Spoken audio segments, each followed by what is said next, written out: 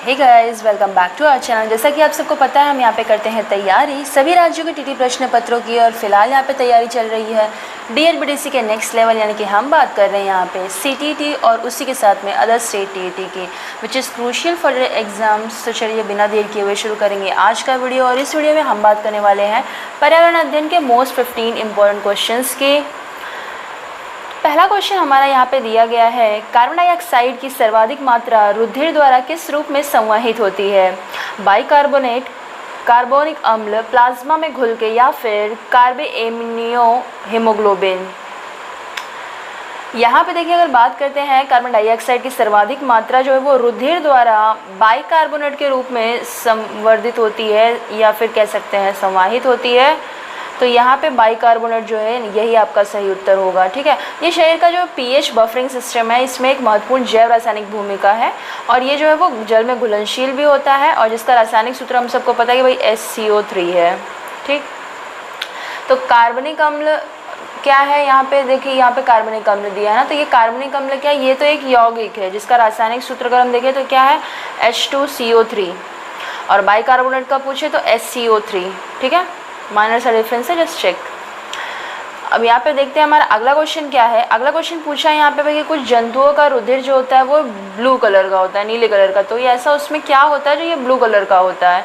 Haemoglobin, देखिए haemoglobin तो रहता है तो रेड कलर का, जैसे कि हमारे और आपके में है।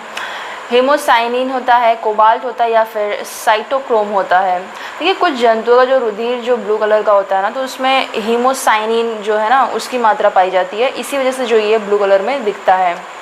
और उन जंतुओं के रंग का जो रंग है वो डिफरेंट कलर से चेंज हो सकता है। जैसे कि देखिए, ऑक्टोपस में ब्लू कलर का रक्त पाया जाता है। ठीक, और अस्थि मज्जा में जो है वो विटामिन B6 की उपस्थिति में जो लोहा है या फिर ग्लाइनिन है, इन नामक एमिनो एसिड है, इनके संयोग से जो है वो हिम नामक यौगिक बनता है, जो कि ग्लोबिन नामक प्रोटीन से मिलकर हीमोग्लोबिन बनाता है।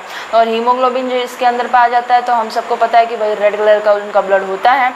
और कोबाल्ट की अगर बात करते हैं तो कोबाल्ट ये जो एक रासायनिक तत्व है और संक्रमण धातु के समूह के तत्व हैं, और अपने शुद्ध रूप में ये जो धातु है सख्त और चमकीली और स्लेटी चांदनी रंग की जो है वो हो जाती है। तो यहाँ पे आपका जो सही उत्तर है कि भाई रुधिर जो है वो नीला रंग का हो जाता है, क्योंकि उसमें क्या पाया जाता है? तो उसमें जो है वो हीमोसाइनिन पाया जाता है। बात करते हैं हमारे अगले क्वेश्चन की। तो अगला क्वेश्चन हमारा है, मधुमेह में एक मरीज को जो है वो आहार में कार्बोहाइड्रेट नहीं दिया जा रहा है, फिर भी उसके मूत्र में जो है वो ग्लूकोज का जो उत्सर्जन है वो ज़्यादा हो रहा है, और इसकी जो सर्वाधिक संभावना है वो किसके कारण हो सकती है? वसाओं का विखंडन ग्लूकोज में हो गया है, या फिर पेशियों से ग्लाइकोजन निकलकर रुधिर में पहुंच गया, या फिर यकृत से अमीनो अम्ल निकलकर रुधिर में पहुंच गया है, या फिर यकृत से अमीनो अम्ल के विखंडन से जो शर्करा है इसका निर्माण हुआ है। देखिए, अगर मधुमेह का जो मरीज है उसको आहार में कार्बोहाइड्रेट जो है नहीं दिया जा रहा है, फिर भी उसके यूरिन से जो है वो ग्लूकोज का अगर उत्सर्जन हो रहा है, तो ऐसा जो है वो वसाओं का जो ग्लूकोज में विखंडन हो जाता है, इसी वजह से ये होने लगता है। तो वसा का जो विखंडन है वो ग्लूकोज में जब हो जाता है, तो ऐसा ही होता है कि भाई उसके यूरिन से जो है वो ग्लूकोज का उत्सर्जन जो है वो अधिक मात्रा में फिर होने लगता है। चलिए बात करते हैं हमारे अगले क्वेश्चन की। तो अगला क्वेश्चन हमारा है, उत्तेजना के समय जो वो हृदय की धड़कन बढ़ जाती है, तो ऐसा होता क्या है? अनुकंपी तंत्र द्वारा हृदय में नॉरएड्रेनालिन का स्राव होने लगता है, वेगस तंत्रिका से एसिटाइलिकोनिन का स्राव होता है, या फिर रुधिर में कार्बन डाइऑक्साइड की मात्रा जो है वो बढ़ जाती है, या फिर कोई स्राव ही नहीं होता है। देखिए, उत्तेजना होती है, दैट मीन्स कि हार्मोन्स कुछ ना कुछ तो सक्रीट होते हैं, इसी वजह से जो है ये धड़कन बढ़ जाती है। अब ये होता क्या है यहाँ पे? देखिए, उत्तेजना के समय जो हृदय की धड़कन बढ़ जाती है, क्योंकि इस दौरान जो अनुकंपी तंत्र होते हैं उनके द्वारा हृदय में नॉरएड्रेनालिन, ठीक है, अनुकंपी तंत्र द्वारा हृदय में नॉरएड्रेनालिन, यानी कि ये जो है इस हार्मोन का स्राव होने लगता है। और एड्रेनल ग्रंथि, और ये जो है ना एड्रेनल ग्रंथि जो होती है ना, ये अधिवृक्क ग्रंथि कह सकते हैं, या फिर कह सकते हैं कि कशेरुकी जीवों में ये पाया जाता है, जो कि अंतःस्रावी ग्रंथि होती है, और ये गुर्दे के ऊपर जस्ट स्थित होता है। और इसका मुख्य कार्य क्या होता है? तो ये जो है वो तनाव की स्थिति में हार्मोन्स जो है वो प्रोड्यूस करते हैं। तो यहाँ पे जो है नॉरएड्रेनालिन नामक जो हार्मोन है उसका जो स्राव है वो होने लगता है, इसी वजह से उत्तेजना के समय हृदय की जो धड़कन है वो बढ़ जाती है। अगला क्वेश्चन हमारा है, जेनेटिक कोड बताता है जीव का संरचनात्मक प्रतिरूप, प्रोटीन में न्यूक्लियोसाइड्स का प्रतिरूप, प्रोटीन में अमीनो अम्ल का प्रतिरूप या फिर प्रोटीन में न्यूक्लियोलाइड्स का प्रतिरूप। देखिए जो जेनेटिक कोड है ना, ये आनुवंशिक कोड यानी कि इसको हम कहते हैं, ये डीएनए और बाद में फिर ट्रांसक्रिप्शन द्वारा बने गए जो एमआरएनए होता है, इस पर नाइट्रोजन क्षार का विस्तृत अनुक्रम होता है, ठीक है। और इनका जो अनुवाद है ना प्रोटीन के संश्लेषण के लिए अमीनो अम्ल के रूप में किया जाता है। तो यहाँ पे जो है ना अमीनो अम्ल का ये प्रतिरूप होते हैं, ठीक है। प्रतिरूप यानी एक तरह से कह सकते हैं कॉपी होते हैं। अब ये जो अमीनो अम्ल है इनके निर्दिष्ट करने वाले जो 3 नाइट्रोजन के क्षार समूहों को हम क्या कहते हैं, कोडन कहते हैं या फिर कोड भी कहते हैं इसे, ठीक है। तो ये जो सी ऑप्शन है यहाँ पे जेनेटिक कोड क्या बताता है, प्रोटीन में अमीनो अम्ल का प्रतिरूप बताता है। अगला क्वेश्चन हमारा है, यदि किसी जंतु के शरीर में कवक युक्त अंडा, बाल तथा स्तन है और इसमें आवश्यक का जो छिद्र है, तो जो यह किनके बीच की संयोजक कड़ी है, रेप्टाइल तथा पक्षी, पक्षी तथा स्तनधारी, रेप्टाइल तथा स्तनधारी या फिर इसमें से कोई नहीं। देखिए इसमें से तो एक बात तो साफ है कि यहाँ पे रेप्टाइल्स की बात हो रही है, क्योंकि देखिए यहाँ पे छिद्र की बात हो रही है ना, छिद्र जो है वो होता है रेप्टाइल्स। अगर आपने देखा होगा अभी छिपकली भी आपने घर में अगर नोटिस किया होगा तो उससे जो है वो आँख के थोड़े से जो पीछे का हिस्सा होता है ना, यहाँ आँख के थोड़ा सा पीछे यहाँ पे जो है उसे एकदम से होल होता है जिसके आर पार आप देख सकते हैं आराम से, मतलब ट्राई मत करने लगना। जो आपके रेप्टाइल्स है ये तो आपका सही उत्तर है, ठीक है। अब रेप्टाइल्स के साथ में क्या, पक्षी या फिर स्तनधारी, ठीक। तो रेप्टाइल्स तो यहाँ पे 2 ऑप्शंस में दिया है, यानी कि यहाँ पे रेप्टाइल्स नहीं दिया, तो पक्षी और स्तनधारी वाला जो ऑप्शन है ये तो कट जाएगा, ठीक। अब यहाँ पे देखते हैं जो जंतु होते हैं जिनके शरीर में कवक युक्त अंडा होता है। देखिए अंडा कौन देता है, पक्षी देते हैं, रेप्टाइल्स देते हैं, स्तनधारी देते हैं। रेप्टाइल्स और स्तनधारी के बीच की जो है संयोजक कड़ी है, ना कि पक्षी। पक्षियों में और भी चीज़ें आ जाती है ना, पक्षी में क्या होता है, स्तन नहीं होता है, ठीक है। किसी भी पक्षी के अंदर स्तन नहीं होता है, तो यहाँ पे हम कह सकते हैं ये जो है एलिमिनेट हो जाएगा। तो यहाँ पे बचता क्या, रेप्टाइल्स और स्तनधारी, ये दोनों आ जाएंगे आपके, यानी कि सी ऑप्शन आपका जो है वो करेक्ट होगा। अगला क्वेश्चन हमारा है, नोकरेक जैवमंडल क्षेत्र जो है वो निम्न में से किस राज्य में अवस्थित है, यानी कि नोकरेक जो बायोस्फीयर रिजर्व है वो पूछा है कि भाई कहाँ पे है, तो ये क्या पश्चिम बंगाल में है, ये क्या सिक्किम में है, या फिर मेघालय या फिर उड़ीसा। देखिए नोकरेक की अगर हम बात करते हैं यहाँ पे, तो नोकरेक जो जैवमंडल आरक्षित क्षेत्र है या फिर कह सकते हैं बायोस्फीयर रिजर्व है, ये आपके मेघालय राज्य में स्थित है, ठीक है। तो यहाँ पे इस राज्य में पश्चिमी गारो हिल्स के ज़िले में ये स्थित है, जिसका कि क्षेत्र है 47.48 वर्ग किलोमीटर, ठीक है। और यहाँ पे अगर हम बात करें तो ये जो है ये कहाँ पे स्थित है, गारो हिल्स के ज़िले में ये स्थित है। और कहाँ पे मैंने बताया, नागालैंड कह रहे हैं, मेघालय में ये स्थित है। और इसका क्षेत्रफल कितना है, 47.48 वर्ग किलोमीटर, ठीक। चलिए बात करते हैं हमारे अगले क्वेश्चन की। तो अगला क्वेश्चन है, कनाडा में जो शीतोष्ण कोणधारी वन काटने का व्यवसाय जो करने वाले लोग हैं, इनको क्या संज्ञा प्रदान की जाती है, लंबरजैक, एस्कीमो, प्लेप्चा या फिर मसाई। देखिए कनाडा में जो शीतोष्ण वन काटने का व्यवसाय करते हैं इन लोगों को लंबरजैक कहा जाता है, ठीक है। एक डायरेक्ट क्वेश्चन है, इन्हें लंबरजैक कहा जाता है। और एस्कीमो हम जानते हैं कि एस्कीमो जो है वो अमेरिका के अलास्का से ग्रीनलैंड तक जो टुंड्रा के प्रदेशीय क्षेत्र में रहने वाले एस्कीमो के जो मंगोलियन प्रजाति के लोग होते हैं, इनका मुख्य व्यवसाय क्या होता है, आखेट होता है।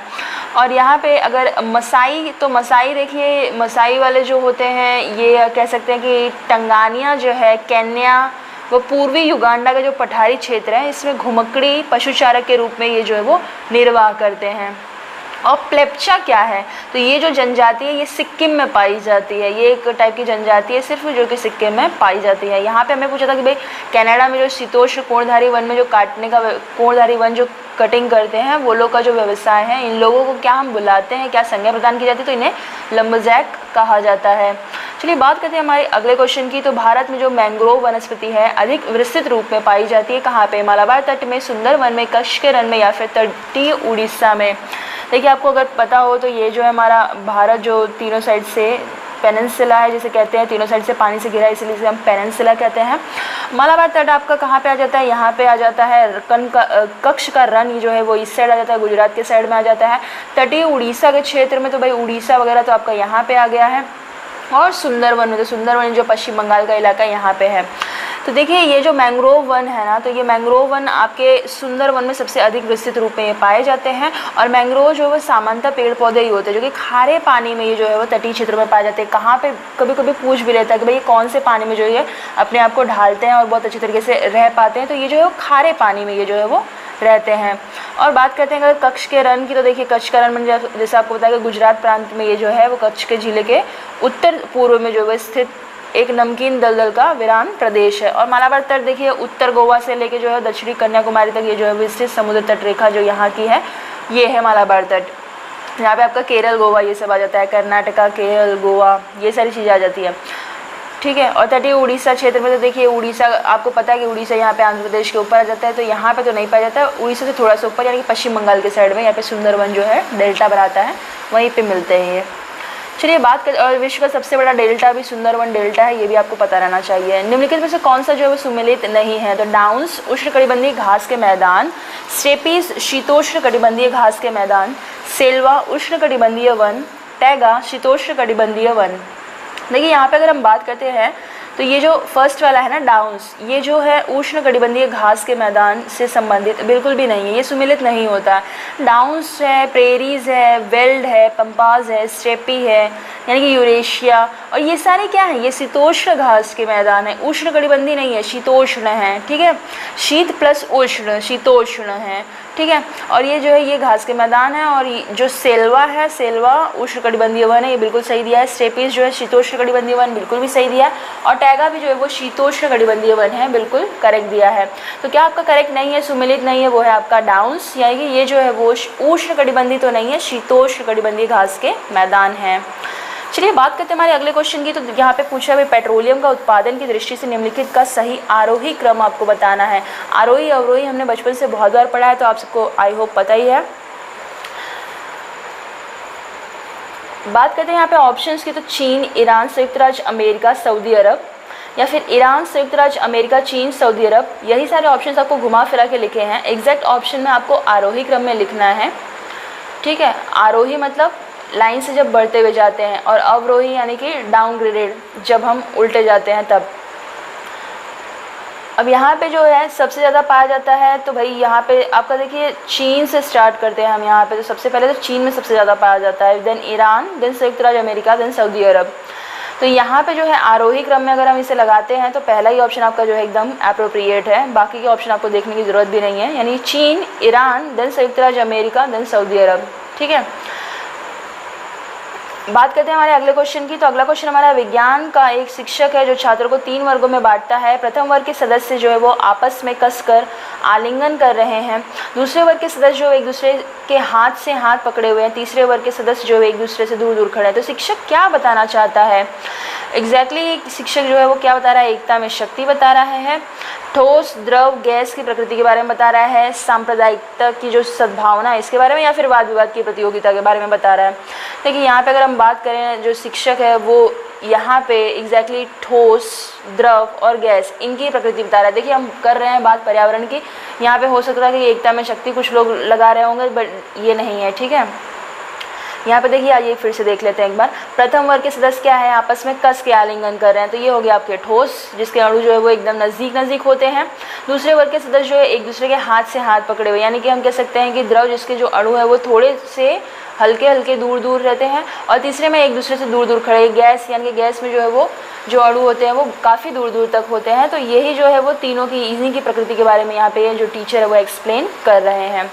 चलिए बात करते हैं हमारे नेक्स्ट क्वेश्चन की। तो नेक्स्ट क्वेश्चन है हमारा, तेलंगाना के निकटवर्ती राज्य यहाँ पे पूछा है, तो क्या है, गुजरात है, महाराष्ट्र है, छत्तीसगढ़, आंध्र प्रदेश है, केरल, तमिलनाडु, आंध्र प्रदेश, या फिर छत्तीसगढ़, कर्नाटक, महाराष्ट्र, छत्तीसगढ़, आंध्र प्रदेश, या फिर तमिलनाडु, आंध्र प्रदेश, गोवा, उड़ीसा। पहली बात तो जब आपको पूछे ना कोई भी स्टेट, तो आपको स्टेट के बारे में पता रहना चाहिए। आपको स्टेट है ना डायरेक्टली ड्रॉ कर लीजिए, ठीक है। यहाँ पे अगर हम सही बात करके भाई तेलंगाना के आसपास कौन से राज्य आते हैं यही पूछा है, तो ये देखिए यहाँ पे जो है ना कर्नाटक आ जाता है, महाराष्ट्र भी आ जाता है, छत्तीसगढ़ को भी टच कर देता है, और आंध्र प्रदेश भी इसके आसपास ही है, बिल्कुल आसपास ही इन द सेंस इसके पास ही है भाई। क्योंकि आंध्र प्रदेश से ये अलग होकर तेलंगाना बना है, ये हम सबको पता है। तो यहाँ पे कर्नाटक, महाराष्ट्र, छत्तीसगढ़ और आंध्र प्रदेश यही जो इसके निकटवर्ती राज्य हैं, यही आपका सही उत्तर होगा। बात करते हैं हमारे अगले क्वेश्चन की। तो अगला क्वेश्चन है कार्बन डेटिंग विधि जो ये प्रयुक्त की जाती है कहाँ पे, कैसे? तो स्थान ज्ञात करने में, वस्तु की आयु ज्ञात करने में, लिपि को पहचानने में या फिर वस्तु की पहचान करने में। देखिए कार्बन डेटिंग विधि का प्रयोग ये जो है ना किसी भी वस्तु की जो आयु है ना उसको ज्ञात करने में की जाती है। और इस विधि का विकास जो है 1946 ईस्वी में WFLV जो थे इनके द्वारा जो है वो लीवी के द्वारा जो है मतलब इनके द्वारा कर लिया गया था। ये थे WF लीवी। अब सभी जीवित प्राणियों में जो C14 और C12 नामक का जो एक निश्चित अनुपात में पाया जाता है, तो जीवधारियों में जो मृत्यु के पश्चात C14 का जो पदार्थ होता है वो विघटनशील होने के कारण धीरे धीरे क्या होता है, रिड्यूस होने लगता है, कम होने लगता है, और जिसमें जीवों की गणना जो है वो C12 के आधार बनाकर इसमें की जाती है। तो C14 को जो है अर्ध आयुकाल लगभग एटलीस्ट कह सकते हैं कि 5560 वर्ष का होता है। और यहाँ पे इसी प्रकार से अगर हम कह सकते हैं कि भाई ये कार्बन डेटिंग विधि जो है वो प्रयुक्त की जाती है किस लिए, तो ये जो है वो वस्तु की किसी भी वस्तु की जो है वो आयु ज्ञात करने के लिए हम करते हैं, उसकी एज निकालने के लिए। बात करते हैं हमारे अगले क्वेश्चन की। तो छोटी मादा एवं रेबीज रोग के कारण जो है वो क्या होता है, वायरस, प्रोटोजोआ, बैक्टीरिया, नीमेटोड। देखिए इनका रोग का जो कारण है वो पूछा है क्या, तो देखिए छोटी माता जो है और एवं जो रेबीज होता है, रेबीज ये जो रोग है इनका कारण होता है वायरस। और छोटी माता जो है इसको हम चिकन पॉक्स भी बोलते हैं, आपने सुना होगा। तो वेरिसिला जो नामक विषाणु होता है इसके द्वारा मनुष्य को ये संक्रमित कर देते हैं और इस रोग में जो है बुखार के साथ संपूर्ण शरीर में जो है छोटे छोटे से दाने टाइप के निकल जाते हैं। और रेबीज रोग में क्या होता है, रेबीज के जो विषाणु है इसके द्वारा ये फैल जाते हैं और इस रोग का जो संक्रमण है मतलब पागल कोई कुत्ता है या बिल्ली है इसके अंदर जो है वो काटने से हो जाता है इंसानों में। और एड्स हो गया, पोलियो हो गया, इन्फ्लुएंजा, खसरा, पीलिया, ट्रकोमा, गलसुआ, ये सारे रोग जो है वो वायरस जनित रोग हैं। इसके और उदाहरण मैंने आपको बता दिए कि जैसे एड्स हो गया, पोलियो हो गया, इन्फ्लुएंजा, खसरा, पीलिया, ट्रकोमा, गलसुआ, ये सारे भी वायरस जनित रोग है। किसके साथ साथ, अलॉन्ग विथ छोटी माता यानी कि चिकन पॉक्स एंड रेबीज के साथ साथ। ठीक है, तो ए ऑप्शन जो है वो आपका बिल्कुल सही होगा। अब जीवाणु जनित रोगों की अगर हम बात कर लेना यहाँ पे, तो देखिए जीवाणु से कौन कौन से रोग होते हैं, रोहिणी है, धनुस्तंभ है, प्लेग है, हैजा है, मियादी बुखार यानी कि टाइफाइड जिसे हम कहते हैं, गोनोरिया है, ये सारे क्या है, जीवाणु जनित रोग होते हैं। ठीक है, और यहाँ पे अगर हम प्रोटोजोआ की अगर हम बात करते हैं तो प्रोटोजोआ यानी कि कह सकते हैं इनसे कौन कौन से, पायरिया होता है, काला जर है, मलेरिया है, पेचिस है, सोने की बीमारी, ये सारी जो है वो प्रोटोजोआ इसके कारण हो जाता है। तो चलिए बात करते हैं अब हमारे अगले क्वेश्चन की। तो यहाँ पे 15 क्वेश्चन हमने ऑलरेडी कंप्लीट कर लिए हैं, तो बाकी क्वेश्चन हम करेंगे अगले वीडियो में। तो आज की वीडियो में तो गाइस बस इतना ही, मिलते हैं अपने अगले वीडियो में, तब तक के लिए जय हिंद।